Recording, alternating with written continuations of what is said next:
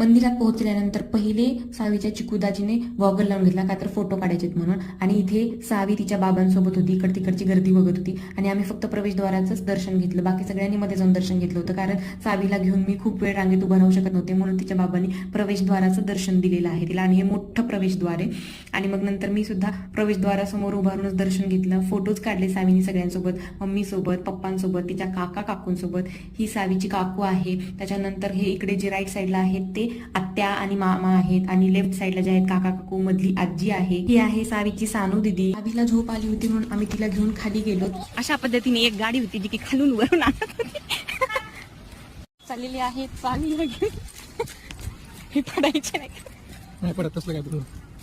गौर से देखे इस लड़की को, इसको हमने परेशान किया, इस वजह से वो खुद ही सो गई, इसको झूले की भी जरूरत नहीं पड़ी. आणि अशा पद्धतीने सावी दमून झोपी गेली. रात्री घरी यायला 11 वाजलेली, खूप उशीर झालेला. आता